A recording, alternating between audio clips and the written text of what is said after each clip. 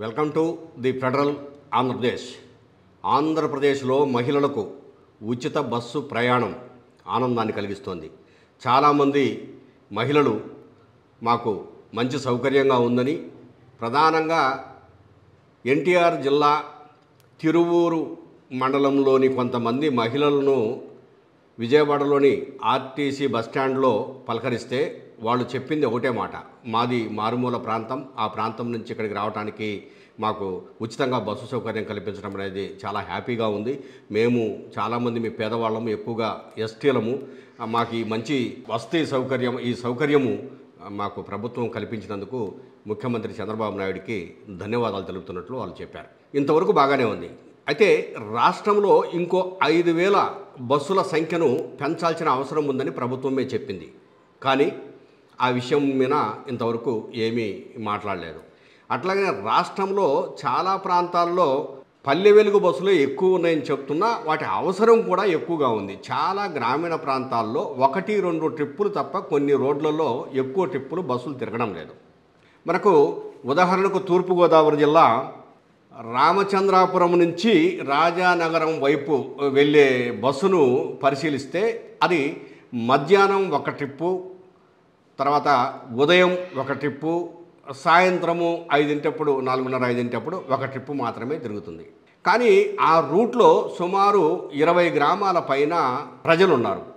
వాళ్ళందరూ ఏదో ఒక అవసరం కోసం అటు రాజమండ్రి, అనపర్తి ఇట్లా అంతా వచ్చి వెళ్తూ ఉంటారు. ఈ గ్రామాలకు మధ్యలో ఉన్నటువంటి అనపర్తి మీదుగా బస్సు వెళ్తుంది. ఈ అనపర్తి అనేది నియోజకవర్గ కేంద్రము, కొంత ఎక్కువ జనాభా ఉండే కేంద్రం కాబట్టి ఎక్కువ మంది అక్కడ దిగుతుంటారు, మళ్ళీ అక్కడి నుంచి ఎక్కేసేసి ఇతర గ్రామాలకు వెళ్ళిపోతూ ఉంటారు. 3 రోజుల క్రితం అనపర్తి బస్టాండ్లో బస్సు ఎక్కడానికి సాయంత్రం పూట మహిళలు తొక్కిసలాటకు గురయ్యారు. ఒకరి మీద ఒకరు పడాల్సిన పరిస్థితి వచ్చింది. ఒక మహిళ పాపం పొరపాటున బస్సు నిలబడింది, అయినా కూడా కింద పడి టైర్ కిందకి పోతే వేరే వాళ్ళు పక్కకు లాగాల్సినటువంటి పరిస్థితి వచ్చింది. బస్సులో ఉండేది మహా అయితే 50 సీట్లు, లేదు ఇంకో 10 మందిని ఎక్కించుకుంటే 60 మంది. కానీ సుమారు 100 నుంచి 150 మంది మహిళలు ఆడ బస్సు కోసం వెయిట్ చేస్తామంటే ఎట్లా ఈ సమస్య పరిష్కారం ఎట్లా అవుతుంది? మనం ఇప్పటికే తెలంగాణలో చూసాం, చాలా ప్రాంతాలలో బస్సుల కోసం, సీట్ల కోసం మహిళలు కొట్టుకున్నారు. ఇక్కడ సీట్ల కోసం కాదు, కనీసం బస్సు ఎక్కుదామని నెట్టుకొని కింద పడిపోయి గందరగోళానికి గురైనటువంటి పరిస్థితి అనపర్తిలో చోటు చేసుకుంది.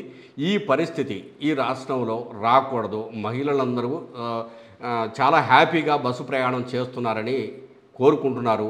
వాళ్ళు ఆ విధంగా బస్సు ప్రయాణం చేయాలంటే ట్రిప్పుల సంఖ్యను పెంచాలి, పల్లె వెలుగు బస్సుల సంఖ్యను పెంచాలి. కొన్ని రూట్లలో ఒక్కసారి తిరిగే బస్సును కనీసం 4 సార్లు తిప్పే విధంగా చర్యలు తీసుకోవాలని చెప్పేసి మహిళలు చెప్తా ఉన్నారు, కోరుతూ ఉన్నారు. ఈ అనపర్తి బస్టాండ్లో జరిగినటువంటి ఆ సంఘటనను ఒకసారి వీడియోలో మీరు చూడండి. పరిస్థితి ఏంటో, ఎలా తొక్కిసలాట జరిగిందనేది అర్థమవుతుంది.